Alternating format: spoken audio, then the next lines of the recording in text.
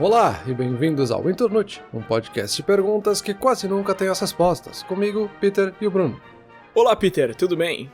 Peter, a pergunta de hoje era comigo. Eu tinha que escolher uma pergunta, eu tinha que decidir por uma pergunta. E eu decidi. Eu tomei uma decisão. Mas será que eu tomei uma decisão? Ou será que essa decisão foi tomada por mim? Será que essa decisão veio de fora ou de dentro? Será que tu colocou essa semente na minha cabeça? Será que a sociedade implantou essa semente? Da onde veio a pergunta? Então a pergunta de hoje é justamente essa. São minhas as escolhas? Peter, as escolhas que eu faço, as decisões que eu tomo, Peter, de onde que elas vêm? Será que a gente sabe tomar decisão? Será que a gente consegue enxergar e entender as nossas opções quando a gente tem que tomar uma decisão? Será que quando a gente enxerga 3 opções, na verdade a gente não tem 50 e a gente não tá vendo as outras? E essa pressão social toda que existe na hora de tomar uma decisão? E os métodos heurísticos? O que é isso? E por que a gente usa eles? E o livre-arbítrio, Peter, existe? Cara, eu não sei nem por onde começar essa conversa aqui. Eu pesquisei tanta coisa sobre tomada de decisão e livre-arbítrio, eu já não sei mais nem onde é que eu tô. Peter, impressões iniciais. Tu acha que as pessoas sabem tomar decisões? Tu acha que as pessoas usam as técnicas certas? Tu acha que as pessoas sabem que existem técnicas? Eu não sei nem como começar, então tu quer que eu diga como é que a gente decide. Pô, vamos lá. Eu já ouvi algumas vezes sobre essa discussão, né? Principalmente sobre livre-arbítrio, né? Se a gente tem livre-arbítrio, se a gente toma as nossas próprias decisões, ou o quanto das nossas decisões é realmente nossa e influenciada pelos outros. É realmente algo muito interessante, mas eu não saberia nem por onde começar, assim. Porque é realmente um processo complexo, assim, e talvez seja até um pouco subjetivo, né? Conseguir mensurar isso, talvez nem seja possível dizer o quanto de uma decisão fui eu que decidi, o quanto foi os outros me falando e eu fui acumulando aquilo na minha memória e aí eu acho que fui eu que decidi, sabe? Eu nem lembro da onde que eu tomei essa decisão. Acho que é uma discussão bem interessante, assim.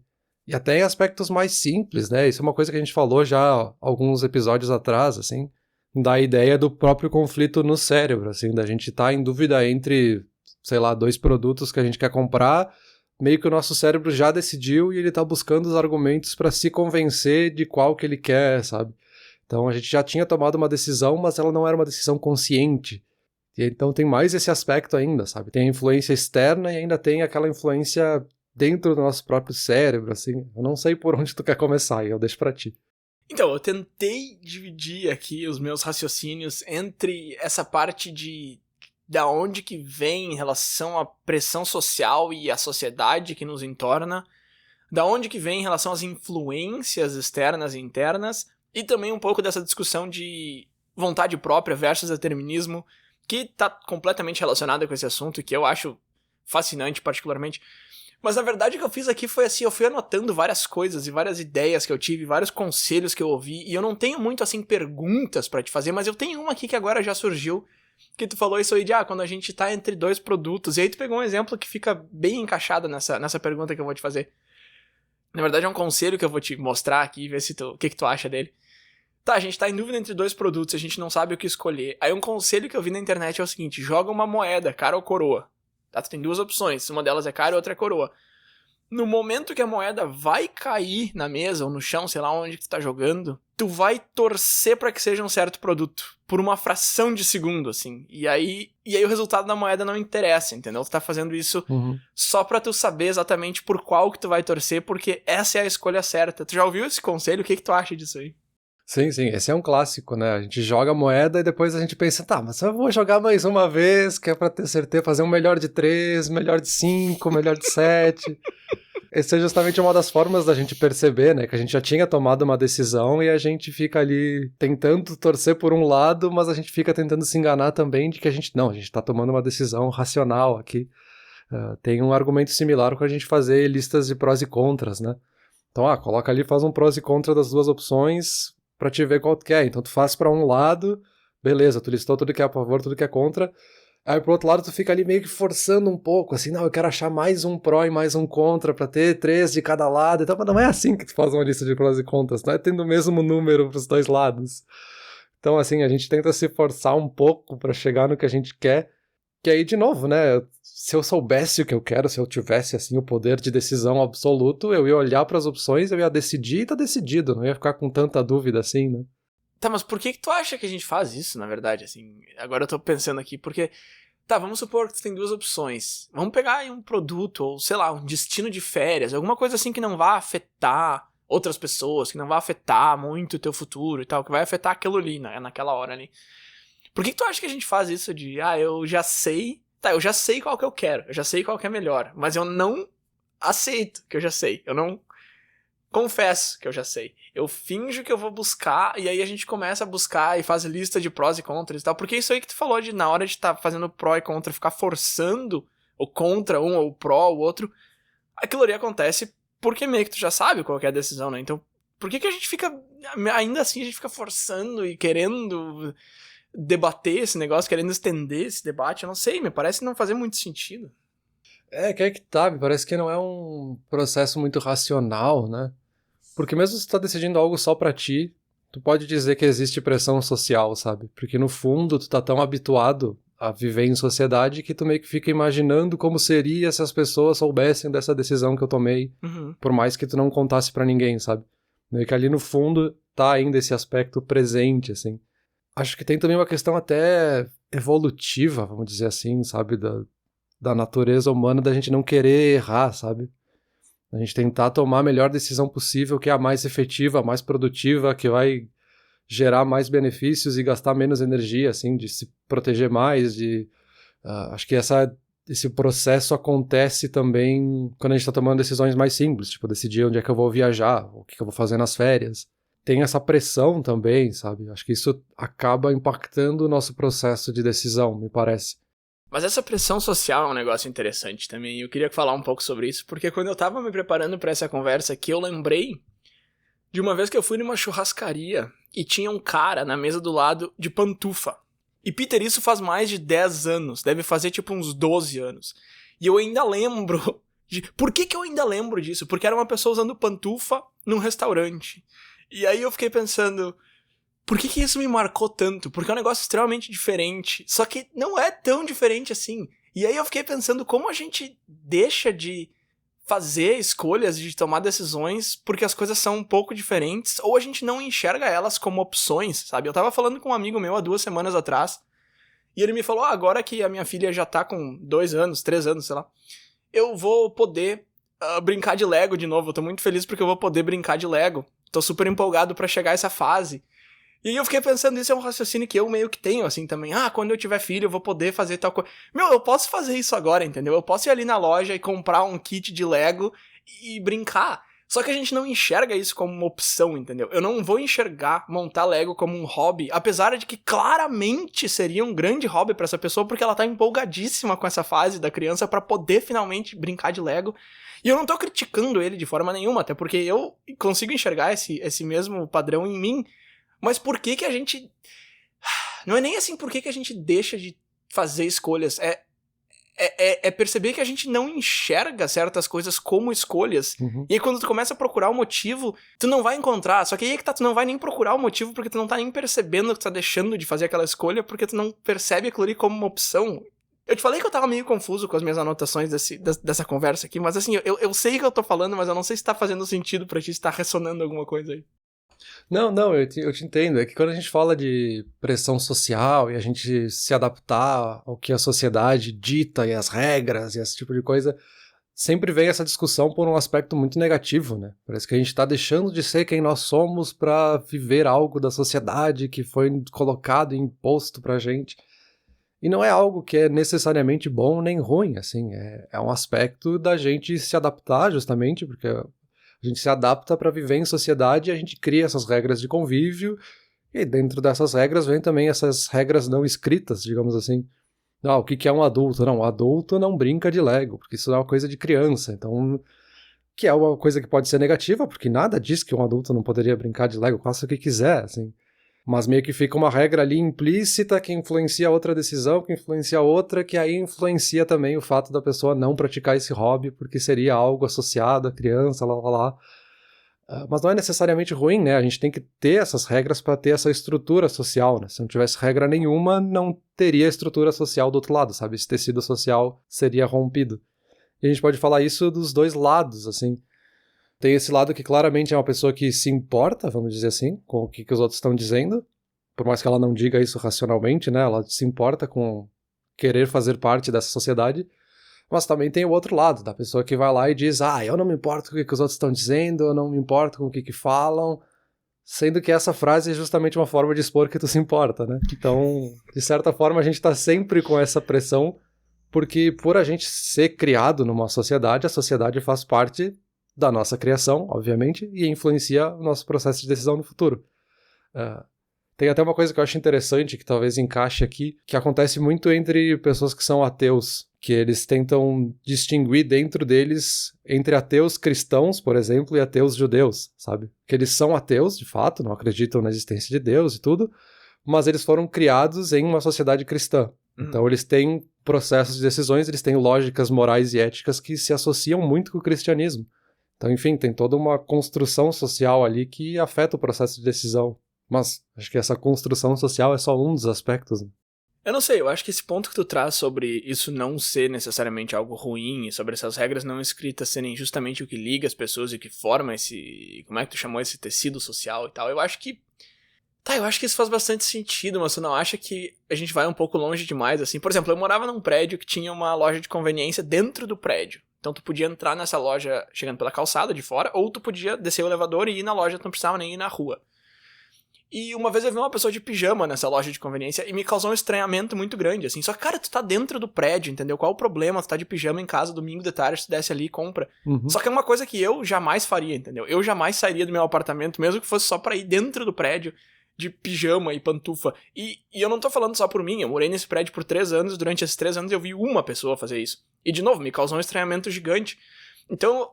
eu acho que o que eu tenho pensado bastante essa semana é a quantidade de coisa que a gente deixa de fazer, mas não porque a gente tem medo do que os outros vão pensar racionalmente, aí é uma palavra-chave que tu usou. É, isso aí. Mas porque a gente já bloqueia e nem enxerga aquilo, entendeu? E por causa disso, porque eu tenho pensado bastante sobre isso, eu percebi que a praça que eu levo meu cachorro todo dia de manhã tem uma grama super alta e super fofa, assim, que ela precisa pular pra correr, então ela fica pulando que nem um coelho, assim. E eu percebi que, cara, deve ser muito legal sentar nessa grama, deitar, sei lá. E aí, finalmente, ontem eu fiz isso pela primeira vez, porque eu falei, eu tenho a opção de fazer isso. Eu posso parar o passeio e sentar aqui e brincar com o meu cachorro sentado. E eu sentei, a gente brincou no chão, ficou brincando, ela pulou e rolou pra tudo que foi lado e tal, e saiu grama por tudo. Foi um trabalho limpar ela depois, mas enfim. Eu nunca tinha percebido que eu podia fazer isso, entendeu? Por que a gente bloqueia essas ideias, essas opções? E depois eu tenho aqui alguns exemplos mais pragmáticos e mais úteis do que sentar na grama, de coisas que a gente acaba não fazendo porque nem passa pela nossa cabeça, sabe? Então, beleza, sim, eu acho que eu concordo contigo que é importante ter essas regras não escritas e tal, e que as pessoas no geral sigam elas, mas eu acho que elas vão um pouco longe demais, sabe? Sim, a gente pode cair naquele aspecto de que as regras são importantes, mas também é importante quebrar elas às vezes para chegar em processos criativos, né? Para conseguir coisas novas, tu tem que sair um pouco da regra, senão nunca vai ter algo novo, né? Por isso que eu digo até que essa parte social é só uma parte, assim. É só um pedaço do processo que vai te influenciar em uma parte da decisão, assim. Porque tem também esse outro lado, assim, evolutivo, por exemplo, de que tu não vai ficar olhando para outras opções porque isso vai gastar uma energia do cérebro que vai tirar o teu foco daquele objetivo que era levar o cachorro passear e vou voltar aqui nesse trajeto que é o mais efetivo, que eu sei que funciona, não vai ter nenhuma surpresa. Talvez tu vai usar a pressão social como uma desculpa para não sair da tua rotina, não sair da tua estrutura confortável, assim. Mas, de novo, né? É só um dos aspectos. Tá, então deixa eu tentar amarrar esse primeiro ponto aqui com uma frase de efeito. Eu adoro frases de efeito, eu escrevi uma aqui. Mas aqui tá, veja bem, ok, eu sentei na grama lá e foi legal, e foi um momento divertido, que eu nunca percebi que eu podia ter feito isso. Eu já tô morando nesse bairro aqui há 1 mês, e depois de 1 mês, pela primeira vez, eu percebi que, cara, eu tenho a opção de sentar aqui e brincar com meu cachorro na grama. Grande coisa. O Bruno brincou sentado na grama, e daí? Não interessa, não importa. Ok, beleza, mas vamos pegar um exemplo um pouco diferente, assim. Vamos lá, o carro. O primeiro carro foi inventado em 1886, já faz um tempo. O patinete elétrico foi inventado em 1996, mais de um século depois. Por que a gente demorou tanto tempo para chegar numa ideia tão simples e tão óbvia? Tu já tem um carro funcionando na rua há 1 século, e aí tu vai pensar num pedaço de metal que tu sobe e liga e te leva pros lugares. E outra, foi inventado em 1996. Agora, aqui no Canadá, eu não sei, no Brasil tu vai poder me dizer, faz, sei lá, uns 2 anos, talvez, que as pessoas começaram a usar o patinete elétrico como uma maneira de ir e voltar do trabalho. Peter, o patinete elétrico é o seguinte, cara, tu compra uma vez ali, tu vai pagar, e aí é teu. E aí tu pode carregar em casa, ele não gasta muito, tu vai plugar numa tomada ali, e aí pra ir pro trabalho tu sobe nele e ele te leva. Então assim, mas eu prefiro ir de carro. Beleza, ok, mas assim, tem uma grande fração da população, principalmente aqui, por aqui em Toronto, tal, cidade grande, que não vai pro trabalho de carro, sabe? A pessoa mora, sei lá, uns 20, 30 minutos do trabalho, ela vai de bicicleta ou de transporte público, ou às vezes a pé, eu incluso. Então o patinete elétrico é uma excelente opção. Só que a gente não vê as pessoas fazendo muito isso, e agora que começou, assim, agora em 2021, 2020, talvez, que as pessoas começaram a usar isso. Uhum. E é uma escolha que parece muito boa. Ela é barata, ela é boa pro meio ambiente, tem bastante gente que se preocupa bastante com isso, bastante gente que se preocupa um pouco também. Então, assim, é uma ideia que parece tão boa. Por que a gente demorou tanto pra chegar aí? E eu acho que essa é a questão, assim. Eu acho que a gente não consegue... Ou não é que a gente não consegue, eu acho que a gente tem uma grande dificuldade de enxergar além do lógico, além do óbvio. Eu acho que a gente acha que a gente consegue enxergar além do óbvio e é muito difícil, sabe? A gente pensa que a nossa vida é pura possibilidade. Eu posso fazer o que eu quiser, eu posso ser o que eu quiser. Aquela velha frase, infinitas possibilidades. Você é infinitas possibilidades. E de repente essas infinitas possibilidades existem, mas a gente não consegue enxergar elas. Ou o que a gente enxerga é uma fração minúscula dessas infinitas possibilidades. Eu li sobre um conceito chamado possibilidades infinitas, porém restritas, que eu achei muito interessante. O cara tava falando, entre o número 1 e o número 2 existe uma infinidade de números. Mas entre o número 2 e o número 3 existe outra infinidade. Então quer dizer, se tu volta ali entre o 1 e o 2, ok, as tuas possibilidades são infinitas, mas elas são restritas entre 1 e 2. O 2.5 não é uma possibilidade. Então assim, tu tem possibilidades infinitas, mas ainda assim elas são restritas. E eu acho que aí tu trouxe um ponto interessante que eu não tinha pensado até agora, que a gente não entra nisso aí, a gente não explora de fato esse universo, porque o nosso cérebro quer guardar essa energia e não quer, vamos pensar em como que eu podia chegar no trabalho. Não, ele não vai fazer isso, ele vai entrar no ônibus e ficar quieto. Só que aí a gente vai lá e gasta energia com outra coisa, sabe? Aí a gente pega um hobby e fica montando um quebra-cabeça que malha o cérebro ali, que faz um exercício cerebral, mas aí um outro exercício cerebral a gente não quer fazer, então, sei lá. Não, é uma discussão difícil, justamente por isso, assim. Porque tu não tem como separar todos esses aspectos, medir individualmente para depois calcular o quanto cada um influencia para te tomar uma decisão lá no final, sabe? Por isso que me parece quase impossível, assim, a gente chegar numa resposta, assim. Eu posso fazer as minhas escolhas, e tu trouxe aí o exemplo do patinete, né? O patinete, obviamente, a gente pode argumentar que é uma evolução tecnológica, né? Não existia tecnologia para bateria e materiais para fazer e tal. Mas o mesmo argumento serviria para bicicleta, né? A bicicleta é muito mais antiga que o carro, que serviria para solucionar muitos dos problemas de transporte das pessoas que têm esses trajetos curtos ou médios, sim. Mas as pessoas preferiram o carro, que é muito mais caro, muito mais complexo, tem toda uma manutenção muito mais difícil do que uma bicicleta, enfim. E me parece, e em muitos países, é muito recente o fenômeno, entre aspas, da bicicleta, de mais pessoas estarem usando bicicletas, assim. Sendo que tu podia, séculos antes de ter um carro, ter uma bicicleta, sabe? Aí vai um pouco até da própria ideia de publicidade, né? Do que a publicidade faz na sociedade, assim, que é justamente publicizar, né? Tornar público algo, uma opção, assim, um produto nesse caso, né? Quando a gente fala de publicidade, que é aquela coisa, assim, tu não vai decidir por algo se tu não sabe que existe, sabe? Eu não vou decidir por essa marca de chocolate se eu não sei nem se essa marca existe, eu nunca ouvi falar, não sei nem onde que vende. Então tem essa coisa também de reforçar qual é essa marca, que produto ela vende, onde é que ela vende, e fazer isso com uma certa frequência para que a pessoa lembre e crie uma memória para quando ela tiver que tomar uma decisão, ela lembra dessa opção, ela sabe que existe e ela decide por essa, sabe? Uhum. E ainda no caso do carro, não é só a questão da pessoa saber que o carro existe, por ser uma novidade. Tem muitos outros aspectos que estão associados que vão influenciar nessa decisão, eu acho. Tem o aspecto de status social, de outros confortos que o carro te traz, então tu sabe que 99% do tempo tu vai usar o carro por um trajeto de 10 minutos. Mas aí no fundo da tua cabeça tu sabe que uma vez a cada 3 meses tu vai querer ir para um lugar que é mais longe, então tu precisa do carro para isso, assim. Tu meio que se convenceu dessa forma, assim. Porque tem outras coisas associadas com o carro e tal. De novo, né? Muita coisa separada que se junta na hora da gente decidir, né? Mas é que eu acho que ter escolhas maximiza a chance do resultado ser positivo, mas tomar decisão é algo que a gente não quer fazer, é algo ruim que a gente nunca quer fazer. Uhum. Então, se tu tem 2 opções de filme e tu tá bem em dúvida entre qual escolher, ter 2 opções, teoricamente, é melhor do que ter uma só. Provavelmente a chance de tu ver um filme que tu vai gostar é maior se tu tem 2 opções do que se tem uma só. Mas se tu chegar no cinema e uma das sessões estiver lotada, vai ser um alívio pro teu cérebro, mesmo que só pra parte inconsciente, porque aí tu vai já tá com aquela decisão feita pra ti. Isso. E o mesmo acontece aqui com o carro, né? Eu vou usar ele pra fazer trajetos de 10 minutos, então eu não sei o que escolher. Mas aí eu lembro que uma vez a cada 3 meses eu preciso, entre aspas, fazer um negócio que demora 1 hora de carro ou 2 de ônibus, então com certeza eu vou usar o carro. E aí essa decisão foi meio que feita pra mim. Não foi feita pra mim, mas eu vou aceitar que ela foi, porque é mais fácil, é muito melhor, é um desgaste a menos que eu preciso ter. Sim, quando a gente tem opções demais, aumenta a pressão em nós mesmos, né? É até aquele paradoxo, assim, da Netflix, sabe? Tu tem milhões de opções ali no catálogo pra decidir por um filme e aí tu fica 1 hora pra não decidir nada, assim, tu só fica rolando aquele catálogo e no fim tu não assiste nada. Porque um é tipo, não quero assistir um filme porque é 1h30, e depois o outro é uma série, mas cada episódio é 20 minutos, aí é pouco, eu quero assistir um pouco mais, e aí, né? Tu gastou já essa 1h30 não fazendo nada, sabe? Então tem essa opção demais. E aí tem um pouco dessa culpa que vem associada, sabe? Porque se tu decidiu, o cérebro se coloca como responsável por essa decisão e é mais fácil quando os outros decidem por ti, né? Esse exemplo ali de todas as salas de cinema estão lotadas e só tem essa livre, beleza, vou assistir esse porque se o filme for ruim a culpa não é minha, né? A culpa é da vida que deixou só essa sala vaga, sabe? E não, assim, a culpa ainda poderia ser tua porque tu tinha a opção de não ver um filme, tu tinha a opção de fazer outra coisa, sabe?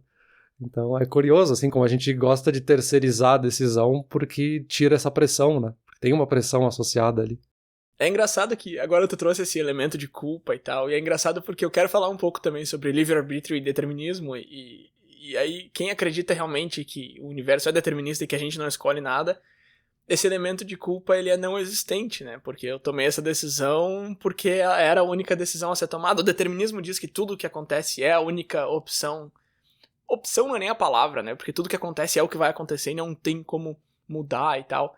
E eu quero falar um pouco sobre isso também, mas antes eu tenho uma listinha de coisas que influenciam o nosso processo de tomada de decisão que eu acho legal a gente trazer também. A gente já falou em outros episódios sobre intuição, a gente já falou em outros episódios sobre vieses cognitivos, mas eu encontrei ainda outras coisas que influenciam a nossa tomada de decisão. Mas antes de eu entrar nesses 2 pontos aí, deixa eu te fazer uma pergunta então pra fechar esse primeiro segmento do programa aqui. O cara que inventou o patinete elétrico ali, e aí beleza, tu falou, é uma invenção tecnológica, que depende da tecnologia e tal, mas ok, foi meio que um exemplo, assim, de coisas que poderiam ser criadas e poderiam ter sido inventadas e popularizadas antes e não foram por causa de certos bloqueios e tal. Mas a pergunta é a seguinte, o cara que criou o patinete elétrico ali, aí as coisas mudaram, tu acha que... E aí eu tô dando ele só como exemplo, lógico, a pergunta é mais abrangente, ela é esta. Tu acha que a gente é um produto da cultura e da natureza, então é a nossa biologia, é o nosso estado natural, mais a cultura que nos influencia, que nos leva a fazer as coisas que a gente faz. Então esse cara criou um patinete porque ele viu isso, porque ele viu aquilo, porque a cultura é essa, porque a pressão social é essa. Ou tu acha que a gente é um terceiro elemento fora de cultura e natureza que influencia a cultura? Então esse cara veio e mudou o estado das coisas. Qual dos dois tu acha que a gente é? Tu acha que a gente é uma soma dos dois ou tu acha que a gente influencia um deles? Eu não sei o quanto são diferentes essas opções, né? Porque por mais que teve alguma pessoa ali que se destacou e mudou um aspecto da sociedade, no fim o que te influenciou foi a sociedade. E aí, claro, né, a gente pode entrar na eterna discussão entre antropólogos e sociólogos se é a nossa natureza que faz a gente decidir as coisas e aí influencia a sociedade ou se é a sociedade que influencia a nossa natureza. Essa já é uma discussão eterna aí que não vai ter resposta também, eu acho. Eu tendo a acreditar mais no aspecto social. Porque até a gente pode falar de outros exemplos, assim, que são coisas cumulativas que são influenciadas pela sociedade por comportamentos mesmo, assim, que a gente vai associando no nosso cérebro que vão depois influenciando as nossas decisões. Tem o clássico da teoria pavloviana, né? Da gente talvez não gostar de alguma coisa e por fazer associações pavlovianas em algum momento a gente passa a gostar daquela coisa, a gente associa com sentimentos positivos ou negativos, enfim. Então isso, de certa forma, influenciou a nossa decisão, sabe? Não fui eu que decidi agora odiar chocolate, foi porque eu passei por todo um processo pavloviano de associar o chocolate com coisa ruim e aí não gosto mais de chocolate. E aí a gente consegue ver isso até em testes cegos, por exemplo, né? A gente pegar o mesmo chocolate e a pessoa às vezes achar que esse chocolate é maravilhoso, é o melhor de todos, e aí só por trocar a embalagem, sei lá, a pessoa odeia esse chocolate, assim, ela passa a achar que é outra coisa. Então ela não decidiu pelo gosto dela conscientemente, ela sabe dizer que aquele chocolate é bom. Ela foi influenciada por uma embalagem, que é uma coisa externa, digamos assim, a mudar a decisão dela sobre gostar ou não, sabe? Então é difícil, hein?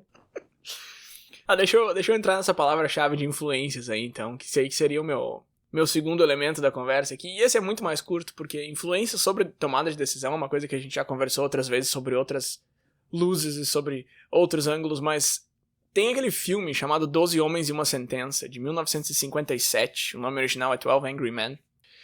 E eu tô citando esse filme porque esse filme é muito interessante em relação a tomada de decisão e coisas que parecem óbvias, mas não são. Só pra dar uma ideia geral, assim, no filme tu tem 12 pessoas que são parte de um júri, 11 pessoas acreditam que o cara é culpado, e eles têm certeza absoluta, alguns deles não vão mudar essa opinião de maneira nenhuma. E um cara acha que ele é inocente, e eles falam, tá, só muda teu voto aqui, porque tem que ser unânime, e o cara fala, não. E aí lá se vai 2 horas de filme desse um cara tentando convencer os outros 11 que eles estão errados e que a decisão deles que eles tomaram foi errada, enfim. Então eu acho isso interessante porque mostra que mesmo as escolhas que parecem óbvias não são necessariamente óbvias. Eu acho que isso é a mensagem que o filme deixa, assim, que as coisas não são... A gente tem um termo em inglês que as coisas não são escritas em pedra. Dizendo assim que tudo é possível mudar e tudo é possível trocar e tal, e nada é tão definitivo quanto a gente acha que são.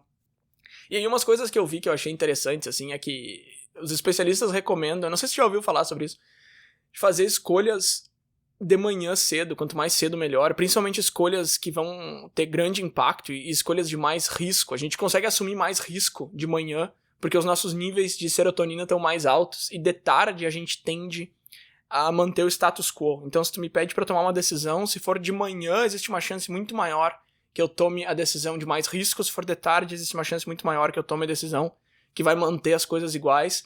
E aí eu vi um exemplo muito interessante numa palestra sobre liberdade condicional e quando que os juízes dão liberdade condicional e quando que eles mandam os caras de volta pra cadeia, e o número de liberdade condicional é sempre muito mais alto de manhã, e ele vai caindo ao longo do dia.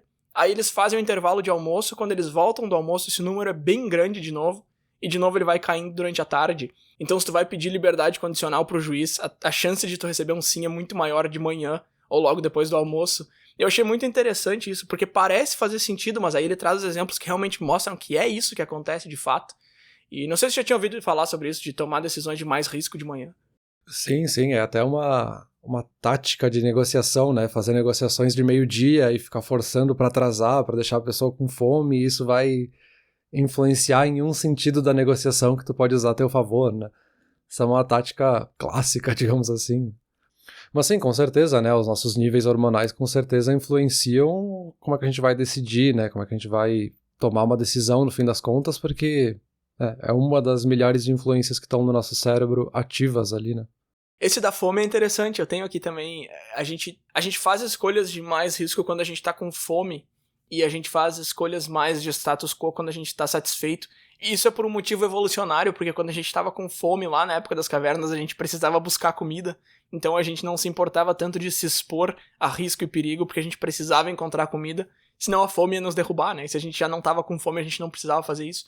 Então, de fato, a gente toma decisões mais arriscadas quando a gente tá com fome. Pô, deixar alguém passar fome e atrasar o almoço só pra fazer a pessoa tomar a decisão que tu quer é meio maquiavélico, mas beleza, funciona. Outra coisa que eu achei interessante aqui também, e que também de repente tu pode usar aí nas tuas negociações, é quando a pessoa tá com a bexiga cheia, isso influencia decisões também. Só que aí é o contrário, quando tu tá com a bexiga cheia, tu toma decisões de menos risco. E se tu já tá aliviado, tu toma decisões de maior risco. Isso tem a ver com nossa parte biológica também, se a gente tá fazendo um esforço ali pra se segurar nessa parte, a gente vai fazer um esforço pra se segurar na tomada de decisão também, mesmo que inconscientemente. O nível de carbono no ar interfere bastante como a gente toma decisões. O lado que eu tô inclinado, se eu tô inclinado pra esquerda ou pra direita. Tem várias coisas que influenciam. Só que aí é que tá. A palavra-chave que a gente tá usando aqui é influência. Mas será que tudo isso influencia a tomada de decisão e eu, como entidade racional, tomo uma decisão? Ou será que tudo isso já é parte do processo, já é a tomada de decisão? E aí a gente tá quase entrando no discurso aqui de vontade própria ou determinismo, mas essa é uma pergunta que me tirou o sono de noite. Será que isso é o processo de tomada de decisão? Ou será que isso são influências no processo de decisão? É uma discussão difícil de ter, porque a gente sempre tenta trazer um caráter essencialista, assim, de determinar se é bom ou é ruim. A gente tem na nossa cultura essa ideia de que o individualismo é algo muito bom e todo mundo é especial, eu não posso ser visto como algo que outras pessoas também fazem, eu não posso ter coisas em comum, eu preciso ter coisas para me diferenciar e tal. E aí, por outro lado, a gente tem muitas coisas em comum, a gente consegue fazer regras que servem para todo mundo, a gente consegue entender o cérebro de alguns aspectos iguais para todo mundo e tal. Mas a gente gosta de achar que não, que a gente é especial e tal. E aí, essas influências, elas não são necessariamente ruins, né? A gente pode pensar naquele aspecto de que todas as nossas experiências são o que constroem o que nós somos, né? Assim como todas as nossas células individualmente não são eu, mas juntando todas elas constituem o que eu sou. Da mesma forma, essas influências, sabe? Eu posso não saber ativamente decidir por cada uma dessas influências, mas é a construção e a soma de todas elas que são a decisão que eu tomei. Será que faz tanta diferença, assim, eu ter controle no mínimo detalhe dessa decisão, ou é justamente a soma dessas influências que fazem a minha decisão ser minha, sabe? E aí tem outro aspecto, assim, pode ser que tenha decisões que não sou eu que tomo, que foram totalmente influenciadas e eu decidi por causa de algo que eu aprendi com 5 anos de idade que me influenciou por uma decisão agora, assim como vão ter outras que não, que vão ser por coisas objetivas que eu decidi agora, aprendi agora e deu. Então, as duas respostas também poderiam ser válidas, sabe? Não, me vem com essa de não faz diferença. Peter, existe vontade própria ou é tudo determinado? Ah, não faz diferença. Não, cara, faz diferença sim, meu. Eu quero saber. Peter, eu quero saber se eu tomo as minhas decisões, se eu faço as minhas escolhas. Esse é o título do episódio. Eu tô a semana inteira me perguntando isso. Eu quero saber. Não faz diferença. Eu vou te perguntar isso de forma mais direta, sobre vontade própria e determinismo, mas deixa eu só fechar essa parte das influências externas, então. Falar um pouquinho do marketing aqui, que a gente gosta bastante do marketing. O marketing, obviamente, usa bastante isso. Eu fui atrás de alguns experimentos, algumas coisas que fizeram na prática, de fato. Uma das experiências que eu achei mais interessante foi a seguinte: um grupo de cientistas juntou 2 grupos de pessoas, e aí eles perguntaram pro primeiro grupo, Mahatma Gandhi era mais velho ou mais novo do que 9 anos de idade, quando ele morreu? E aí pro outro grupo eles perguntaram, Mahatma Gandhi era mais novo ou mais velho do que 114 anos de idade, quando ele morreu? E aí, obviamente, que o primeiro grupo falou que ele era mais velho do que 9 anos, ele tinha mais do que 9 anos quando ele morreu, e o segundo grupo, obviamente, falou que ele era mais novo, que ele tinha menos do que 114 anos quando ele morreu. E aí tu pensa, que pergunta idiota, é óbvio que os 2 grupos vão acertar. Ok, beleza. Segunda parte do experimento. Eles pediram pro grupo dizer quantos anos, então, Mahatma Gandhi tinha quando ele morreu, e eles fizeram a média. E aí a média de idade do primeiro grupo foi muito menor, acho que uns 20, 30 anos de diferença, em relação ao segundo grupo. Porque tu plantou aquele 114 na ideia do segundo grupo e o 9 na ideia do primeiro. E aí os caras, o primeiro grupo estimou, sei lá, 40 anos de idade e o segundo estimou, sei lá, 70. Uhum.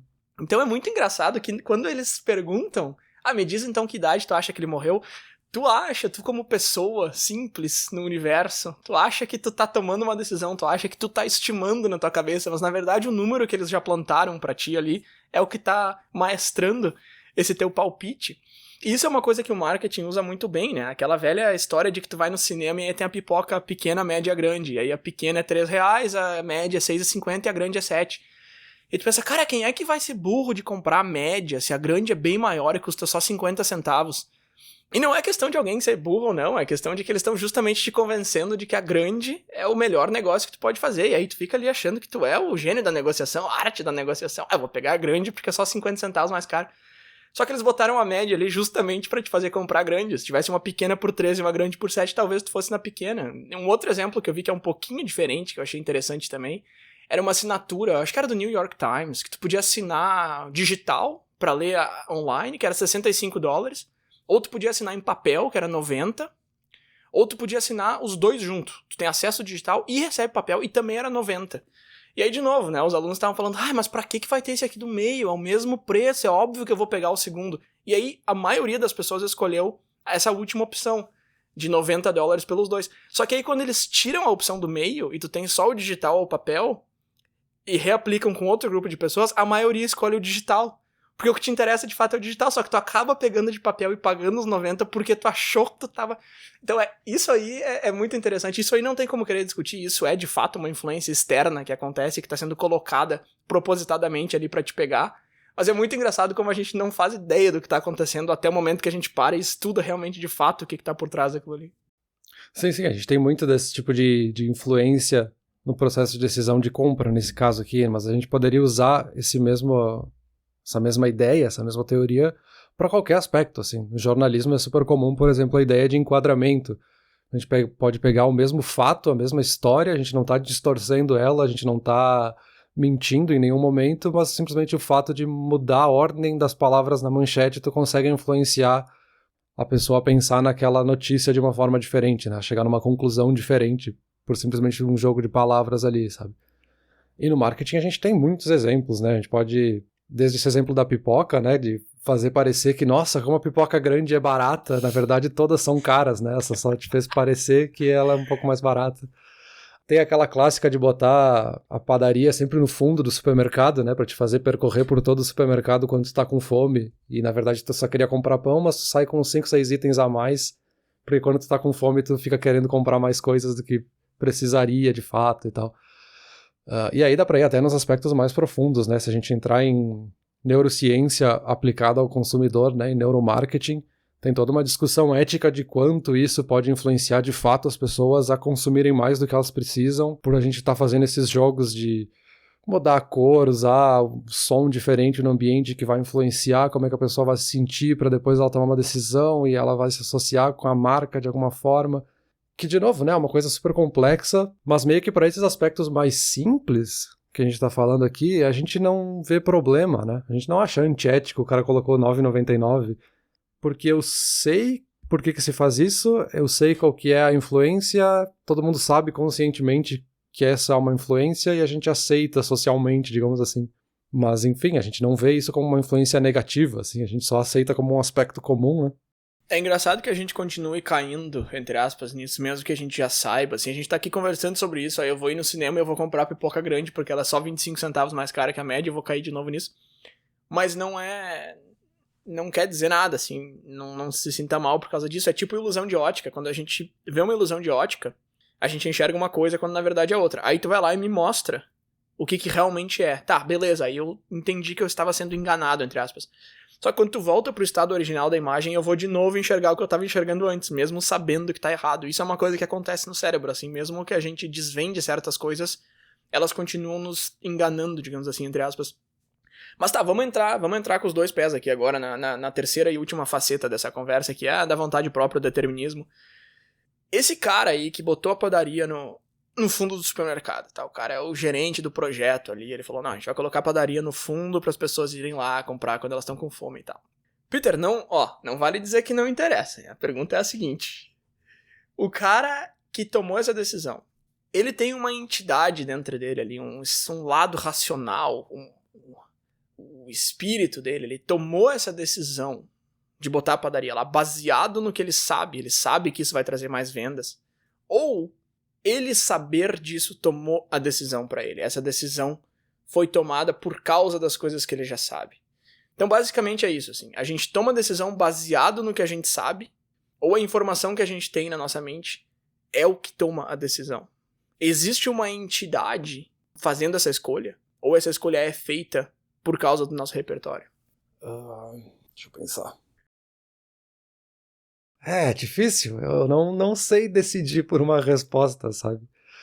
Parece que é um pouco dos dois, assim, é que eu não sei como expressar isso, assim, não, mas parece que as duas coisas estão ligadas, assim, de que as informações, elas constituem parte da tua decisão, por mais consciente que ela tenha sido, assim. Porque, de novo, né, se eu não tivesse a informação, eu nunca poderia ter decidido por colocar a padaria no fundo, porque eu não saberia que isso ia me trazer mais vendas e blá, blá, blá, blá, blá, blá. Então, de certa forma, a informação veio de uma forma que decidiu por mim, mas eu também decidi por essa informação, sabe? Não faz muito sentido, mas enfim, me parece que não é uma coisa separada da outra, sabe? Tá, mas então, se tu é o gerente de projetos nesse caso, e tu tem essa informação, e tu sabe que vai trazer mais vendas, tu tem a opção de não colocar a padaria lá. Uhum. É isso que tu tá dizendo, tu faz essa escolha, tu decide colocar a padaria lá porque tu sabe o resultado que vai trazer. É que essa é a palavra-chave, se a gente decide algo ou não, assim. E quando eu comecei a ler sobre vontade própria e determinismo, e isso é uma coisa que eu comentei no outro episódio bem por cima, eu falei, é óbvio que existe vontade própria, que discussão ridícula. Só que aí tu começa a ler sobre isso e tu pensa, não é nada ridículo, é a informação que tá faltando pra mim aqui. E aí basicamente o que eles dizem é o seguinte, aí uma palavra-chave que tu usou antes, tu falou das células, né, as células que nos compõem não são quem nós somos e tal. A gente tem mais de 700 trilhões de células no nosso corpo. E aí o que os deterministas estão falando é que essas células, elas trabalham em conjunto e que não existe uma entidade no controle. Não existe esse chefe de operações dentro da nossa cabeça, atrás dos nossos olhos, tomando as decisões baseado na informação que tu tá oferecendo pra eles. Não existe esse cara dentro da cabeça, essa entidade dentro do gerente de projetos do supermercado que decidiu colocar a padaria lá. E aí eles têm um argumento interessante que é o seguinte, cara, todo o universo é determinista, as leis da natureza são baseadas em ação e reação. Se tu dá uma porrada no troço, o troço vai cair pra lá, ele não caiu pra lá porque ele decidiu cair. Tudo é assim, objetos, animais, tudo. E aí o pessoal da vontade própria diz, não, mas nós somos especiais, os seres humanos não são assim, nós somos a única força da natureza que pode mudar as coisas porque a gente quer. E faz sentido, sabe? Quando eu escuto esse discurso, eu não vou dizer que tá errado, porque a gente tem essa sensação de que, de fato, é a gente que toma as decisões, mas eles dizem que não, eles dizem que isso é uma ilusão. Então, por exemplo, deixa eu pegar um exemplo meio escrachado aqui. Tu derruba um celular de uma varanda e ele cai, e tu faz isso 100 vezes. Tá, pode ser que o resultado seja diferente nas 100 vezes. Mas se tu repetisse exatamente nas mesmas condições essa queda do celular, derrubasse exatamente no mesmo lugar, ele caísse no mesmo lugar, fosse exatamente igual, o resultado vai ser sempre igual. Só que enquanto ele tá caindo, pode parecer que o resultado vai ser diferente, mas não vai. Então é meio que a mesma coisa com a gente. A gente, quando tá numa situação, a gente acha que a gente pode criar um resultado diferente, mas a gente não pode. Porque a decisão que a gente vai tomar é baseada no que já aconteceu antes. Tudo o que acontece no universo é por causa de algo que aconteceu antes. Então, se eu decidi conversar sobre isso hoje contigo, não foi porque eu quis, não foi porque eu, a entidade Bruno, que mora dentro de mim, é super racional e toma decisões, quis conversar sobre isso. Foi porque isso já foi mencionado lá, e estava isso na minha cabeça, isso, aquilo outro, e várias coisas que aconteceram me levaram a trazer esse assunto à tona. E eu tive a ilusão de que foi uma escolha minha, mas na verdade não foi. É tipo um bebê que chora quando tá com fome. Ele não decidiu chorar por causa da informação que ele recebeu, estou com fome, vou chorar. Posso não chorar, é uma escolha minha, eu tenho a escolha. Não, ele chorou porque ele tá com fome. É causa e efeito. E pra gente é meio que a mesma coisa, só que com milhares de peças no quebra-cabeça. Então a gente tá com fome e a gente vai lá pegar um presunto. Só que a gente tem essa ilusão de que, eu poderia pegar um queijo, eu poderia ir até a venda, mas tu vai acabar pegando o presunto. Cara, esse assunto é tão complicado, mas sabe, assim, o que vai acontecer por causa das coisas que aconteceram antes e tu não tem esse poder de mudar essa sequência de fatos, entende? Sim, entendi. Acho que tu conseguiu explicar muito melhor o que eu tava tentando dizer aqui. Que assim, é que me incomoda um pouco essa ideia que a gente tem de achar que o ser humano ele é especial e separado do resto da natureza e as leis da física não se aplicam pra gente, assim. Porque assim, eu tomei a decisão porque eu quis. Eu decidi isso porque eu quero. Tá, mas por que tu quer? Alguma coisa decidiu por ti o que tu quer, então, sabe? Pra chegar nessa decisão do que tu quer. Então, sim, com certeza. Tudo é uma soma de todas as outras coisas. Sim, volta para aquela ideia de o que eu sou é a soma de todas as minhas experiências sobre o tempo, né? Dá pra fazer até uma equaçãozinha ali. Então, sim, meio que é decidido por nós, mas é parte do que nós somos também chegar nessas decisões. Porque eu sei que muita gente se incomoda com essa ideia de achar que, decidido por mim, mas não quer dizer que foi uma entidade superior que decidiu por ti. São as partes de ti que decidiram por ti. Então é uma decisão tua ao mesmo tempo que não é, sabe? É um pouco confuso, mas eu acho que a gente tem que tentar tirar esse aspecto negativo, assim, de a gente achar que, mas como assim não sou eu que decido? Mas isso não é necessariamente ruim, não é necessariamente negativo, sabe? Então, isso que tu tá descrevendo é a teoria do compatibilismo, que diz que pode existir determinismo e vontade própria no mesmo universo. Que as decisões que a gente toma são tomadas por nós e que a gente poderia tomar uma decisão diferente, mas elas são baseadas em coisas que já aconteceram com a gente e tal. Eu tenho certeza absoluta que é ou isso ou determinismo. Eu acho que a ideia extrema da vontade própria é que todas as decisões que tu toma meio que vem de dentro e vem do nada. Eu acho que é meio ridículo, assim. É óbvio que se eu decidir falar sobre isso aqui hoje, ok, talvez eu tenha decidido, talvez foi uma opção minha, talvez exista uma entidade racional dentro de mim que tomou essa decisão, mas foi baseado em coisas que a gente já conversou, em interesses que eu tenho. Mas eu acho o determinismo muito interessante ainda, assim, por mais que... É que é engraçado, assim, porque quando a gente fala de determinismo, a primeira ideia que a gente tem é, não, tá errado, quem toma as minhas decisões sou eu. Só que aí, de novo, o universo inteiro é determinista. Então, se tu realmente acredita que as decisões são tomadas por ti e não tomadas pela situação e pelo teu repertório, seria responsabilidade tua provar que tu tá certo, entendeu? Porque o universo inteiro é determinista, tu tá dizendo que tu não é. Tá, beleza, então a responsabilidade é tu me provar que tu não é, porque caso contrário, a gente vai assumir que tu é, a gente vai presumir que sim. E não tem como, entendeu? Não tem como tu me provar que, não, isso aqui, olha aqui, tá aqui o ponto em que eu, um ser dentro da minha cabeça, tomou essa decisão. Não tem como tu provar isso. Por exemplo, se eu decidir tirar um intervalo de 30 minutos de tarde, eu tomei essa decisão, porque vai fazer bem e quando eu voltar eu vou estar mais ativo e tal, vai me fazer bem. Então eu fiz alguma coisa baseado no que eu sei que vai me fazer bem. Então eu tomei a decisão de tirar um intervalo por causa disso que eu sei. Isso que eu sei, eu aprendi lendo um livro. O livro eu li porque foi mencionado numa pesquisa que eu fiz. Eu fiz essa pesquisa por causa do interesse que eu tenho. Então, no fim das contas, eu acabei tirando esse intervalo por causa do interesse inato, que já veio comigo, que já nasceu comigo. Então, por causa desse interesse, eu fiz isso, por causa disso eu fiz isso, por causa disso eu fiz isso.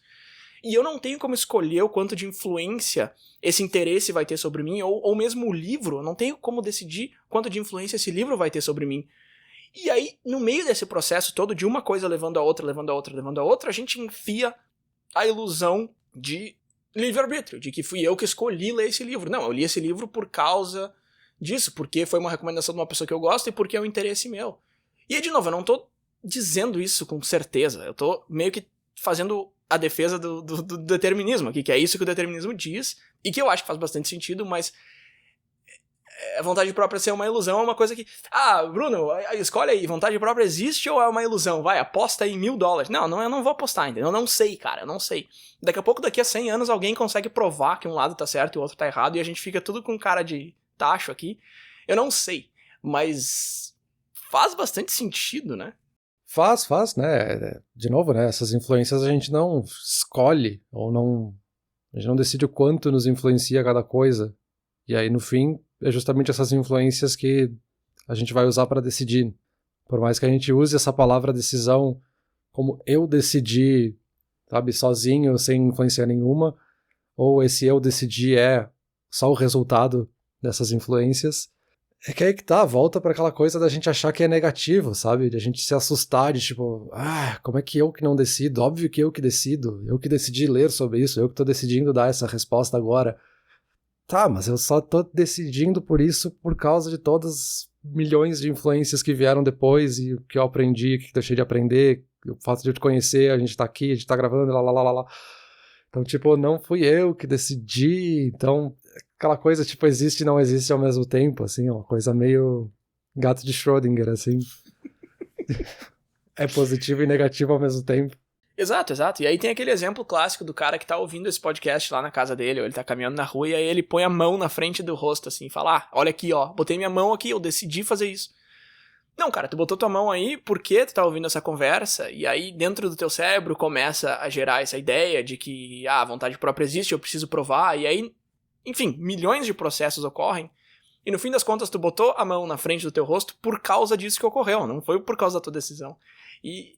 é que aí é que tá, né, cara? É muito difícil tu aceitar essa ideia quando tu não quer aceitar essa ideia, porque existe essa ideia muito forte de que, mas parece que a decisão é minha. Só que isso meio que não quer dizer nada, assim, se tu joga um dado pra cima, parece que o resultado vai ser aleatório, mas o resultado do dado não é aleatório. O resultado do dado depende de que lado tava virado pra cima, como que tu jogou, aonde que ele bateu, quantas vezes ele rodou. A física explica tudo isso, não existe aleatoriedade. Se tu embaralha um baralho de cartas, a carta que vai estar em cima não é aleatória. A carta que vai estar em cima depende do estado original do baralho e de quanto que tu embaralhou. Então isso não existe. Só que, de novo, a gente não consegue. A gente fica achando que é aleatório.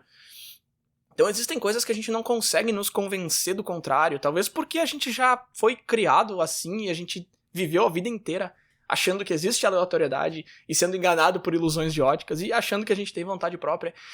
E sei lá, Peter, talvez a gente tenha, talvez não. E agora, assim, eu não tinha muita esperança de chegar numa resposta final quando eu comecei esse episódio aqui, então beleza, eu acho que não tem problema nenhum a gente terminar por aqui. Eu acho que esse conceito de vontade própria e determinismo é muito profundo e dá pra fazer uma discussão social gigante em cima disso. Por que crime é punido se o universo é determinista? Se as escolhas não são minhas, por que eu vou ser preso por ter feito um negócio se não fui eu que decidi? O nosso sistema penal inteiro é montado em cima de vontade própria, e aí tu vem me dizer que vontade própria não existe, então a gente precisa remodular tudo isso. Mas se a gente tira a punição, aí fica tudo liberado. Então assim, é uma discussão muito interessante que eu acho que não vai mais caber aqui. A gente já tá quase fechando 1 hora de episódio aí, eu vou ficando por aqui. Deixa eu só parafrasear Schopenhauer. Schopenhauer é um cara que eu já mencionei em outros episódios, eu acho ele um cara legal. E eu vou parafrasear ele aqui. A frase do Schopenhauer é a seguinte: tu pode fazer o que tu quiser. Ah, daí tu pensa, Schopenhauer é o cara que acredita em vontade própria. Não, porque a frase inteira é o seguinte: tu pode fazer o que tu quiser, mas tu não pode escolher o que tu quer fazer. E daí que surge a ilusão. Eu tô fazendo o que eu quero. Mas o que tu quer não foi tu que escolheu.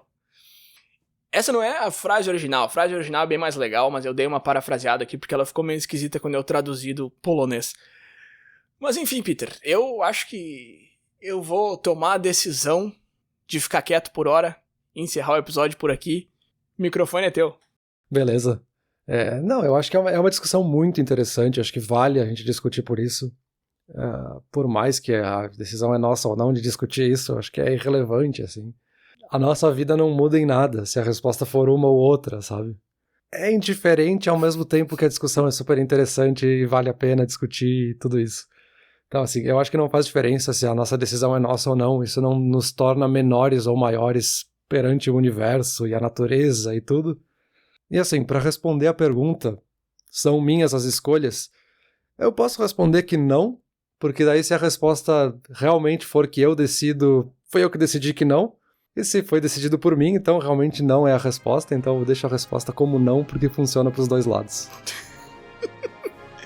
Eu fiquei meio tonto com esta última fala, mas beleza, valeu. Valeu.